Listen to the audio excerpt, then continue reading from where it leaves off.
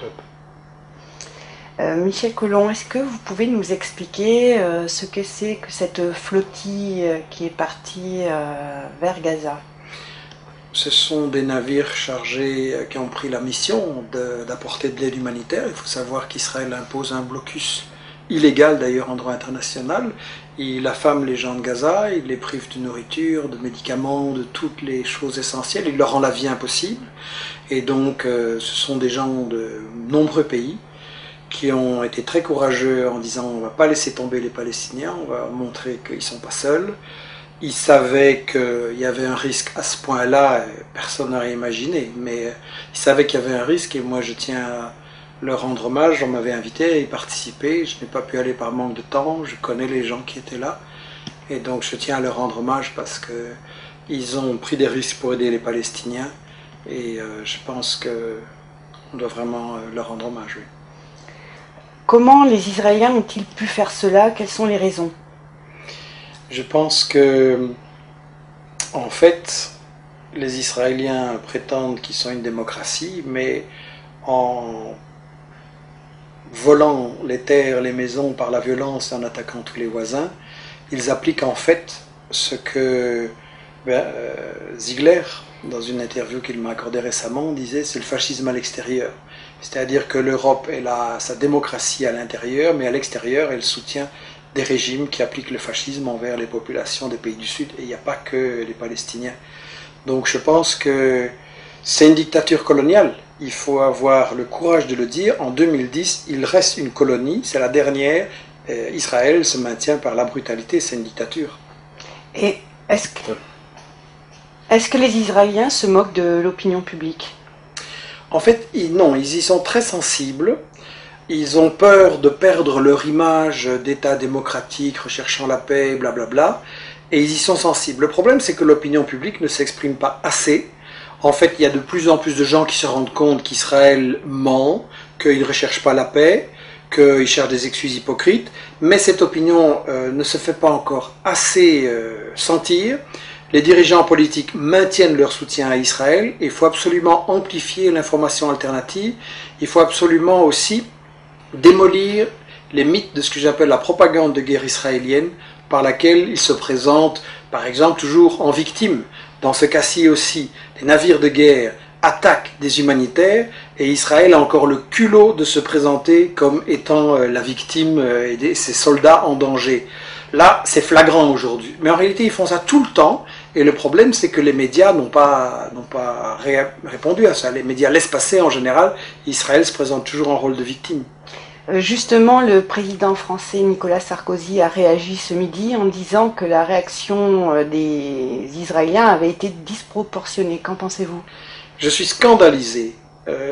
Quand le président français dit que la réaction israélienne est disproportionnée, c'est un menteur. Parce qu'une réaction disproportionnée, ça veut dire une réaction qui est légitime, mais qui exagère. Et ça fait référence, à ce qu'on appelle en droit international la légitime défense. C'est-à-dire qu'un État qui est attaqué a le droit de se défendre, mais il doit répondre sans exagérer.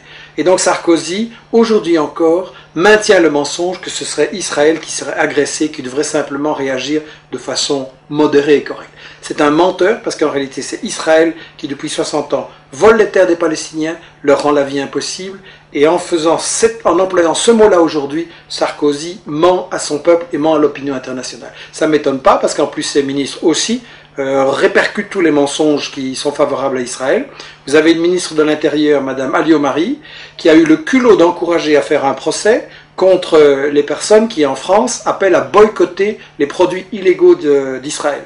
Donc en fait il faudrait faire un procès à Madame Alliot-Marie qui est censée faire respecter le droit, qui viole le droit international, qui vient en secours à Israël, qui bafoue toutes les résolutions de l'ONU, et ce gouvernement-là a encore le culot de se prétendre le défenseur du droit.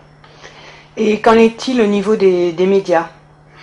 Je pense justement qu'on a un problème, et on le voyait aujourd'hui, moi j'étais scandalisé, on est là dans l'après-midi des événements, j'étais scandalisé en voyant les médias ce matin, à qui ils donnaient la parole au gouvernement israélien, qui reconduit ces mensonges, que c'était des gens dangereux, qui sont liés au terrorisme international, mais Je veux dire, c'est comme faire interviewer le violeur dans une affaire de fait divers, quoi. C'est ahurissant. Donner la parole aux victimes, donner la parole aux gens qui expliquent qu'Israël ment, donner la parole aux analystes qui vont vraiment éclairer les faits et pas aux gens qui ont commis ces crimes. Je suis scandalisé et pas étonné.